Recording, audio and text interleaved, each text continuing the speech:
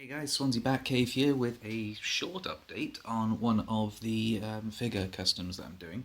So you would have seen by now hopefully, the clayface figure that I'm working on, based off the Marvel Select Hulk figure.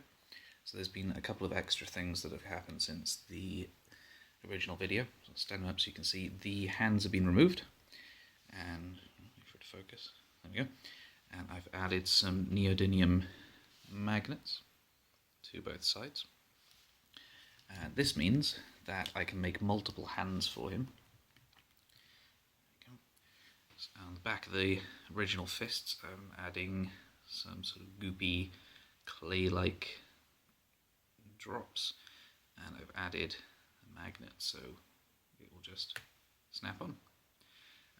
So it means that I can give him extended arms, I can give him weapon-shaped hands, I can give him loads of different options for his hands, and it doesn't reduce the amount of movability they had, because originally they just turned, and they still do.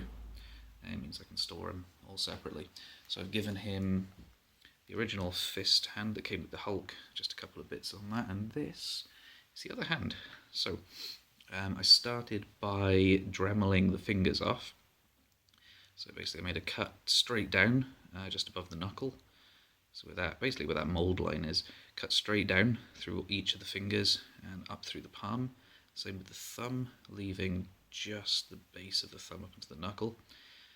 And then using the Dremel tool, following the original lines of the palm here, using a sanding tool and the cutting disc just to shape it back into place, and then milli-putting in fingers, and then using the cutting disc and sander just to give it a little bit of,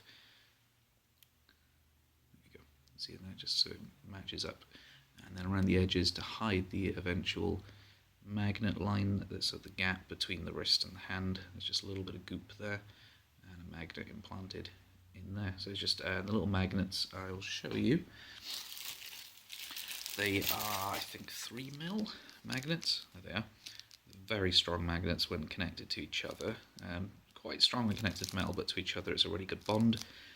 And I'm just super gluing them in the center roughly, and covering them in a layer of milliput so that they're securely held in, because super glue doesn't tend to hold after a couple of sort of attaches and detaches. It will just pop off and stick to itself. So the milliput's then sanded back a little bit, and it gives them a nice amount of contact. It sticks, doesn't come off. So these were off eBay. If you just type in neodymium magnet, you get them in different sizes, teeny tiny up until really quite big. And these are just flat disc magnets, about 1 mil across by 3-4 mil that way. So that's the hands.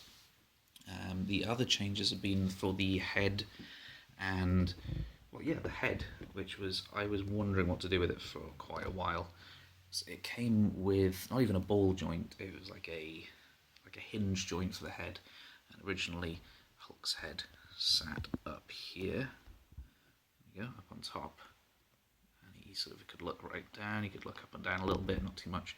But Clayface didn't feel like he should have his head up there, and looking at the Arkham figure that came out, he sort of had his face a little bit down his chest, so it's going to sit about here and have get some gnarly neck stuff going on. So I decided on a ball joint, and I thought about sculpting a ball joint. I tried it, and with milliput it just tends to crumble.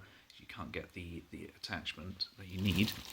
So instead I went on eBay and I remembered that Bionicle, this is like a Lego Technic figure range, came with really nice plastic ball joints. So these were the sort of shoulder pieces from the Bionicle set. They come with a socket, and these are some of the neck or shoulder or some kind of ball piece that they push in. They don't come out. You have to really work to pull it out, and it swivels. It's got a good range of motion, and it will basically sit where you want it to on there. So I cut one of these to the beginning of the little peg there, and then pinned it, drilled a hole into the base of this, drilled a hole into the milliput and the plastic, stuck it in with super glue, and then I've milliputted around it to hold it in. I found with just super glue and a tiny bit of Milliput, it kept popping out when I pulled the head off. And then for the back of the head, I've cut down the joint itself with just a pair of clippers, cutting out all this square stuff at the top. So the only bit you really need is that ball, and these bits at the side sort of hold the ball shape, so didn't get rid of those. And it sit quite nicely into the head, and it just snaps in. There we go. It's a little far out from the body, so I need to bring the neck up a little bit so that it sits about here. And then I think underneath here I might have a little bit, because it's the weight of it is bringing it down quite a lot. So it doesn't tend to sit up quite. It looks that way, it looks sort of that way. It can look up a little bit and look down quite far, and you have this rotation as normal around there. So yeah, that's where I've gotten to so far. I also, because I got the Dremel, I went back in, sprayed the shoulders black when I originally sanded them, stuck the torso together, and then noticed as I was rotating, the black was getting scraped off. So I used that as a guide where to sand. So I've just gone in with a Dremel sanding piece, brought the bits where the scratches were appearing right the way down, about 1 millimeter under where they originally were, and that seems to be stopping it from catching. Any joint rub or anything should be solved by that. What else have I done? Around the wrist areas where I've cut it off, I have added some protrusions that sort of hide the join between the hand and the rest of the piece. There's still a hole up here behind the head that I have to fill, but again, if I'm bringing this forward, that's fine. This is going to have some neck piece go back, so it should just have 2 pieces that will sit top of the head and the top of the back, and just sandwich into each other, so it should still gain that side-to-side motion, but it'll stop it going up as much. But he's quite tall, he doesn't really need to look up. Next step, once I've done that, is to work out how to hide this joint here. I'm thinking the easiest way is just to bring the top torso down a little bit, so when he swivels it won't rub, but it'll just hide that massive joint, stop it looking like a nappy, and then just to work on the legs and just make sure that they don't look like the Hulk.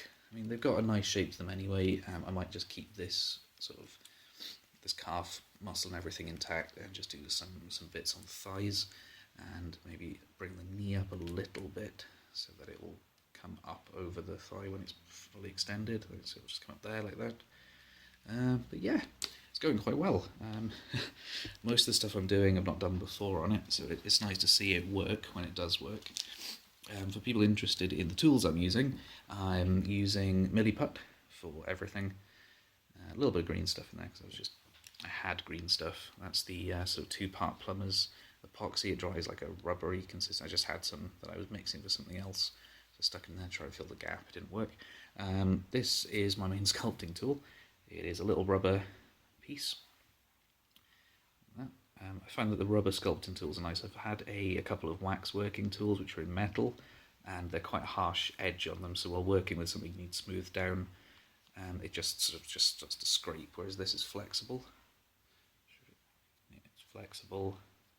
It's got a chisel bit on it for fine lines. It's got a point, and it's got a rolled edge as well for rolling out stuff flat. It's really nice where you've got a piece like on the hand here, where you have to get into these gaps in the hand to try and smooth it out. I can just run this down there, run it side to side, and it'll just give me a nice little joint. So yeah, well, I'll update the video once I have the rest of everything worked out before I paint it, and then I'll have a little video about it being painted, and then maybe some shots of it with some other figures.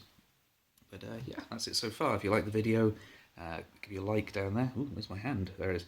Like, subscribe, watch the other videos, and suggest some things that I may have missed on this that I could do better. Maybe there's an easier way to do the neck joint. I know about magnets. Obviously I use them in the hands. I've seen a couple of people that have used metal ball bearings for the ball, and then a flat magnet inside the head, which is, or a screw and a flat magnet, just a sort of ball top screw. But I found on the Killer Croc figure that it didn't really give me as much motion as I wanted. And with this figure being a horizontal neck, I don't think that a magnet's going to hold it, unless I fit a magnet here and the back of the head magnetizes to it so that it can move side to side without dropping, which might be an idea. But yeah, So yeah, any comments, any questions, anything at all, like, subscribe, comment, do what you want. But thanks for watching, guys, and I'll see you again. Thanks.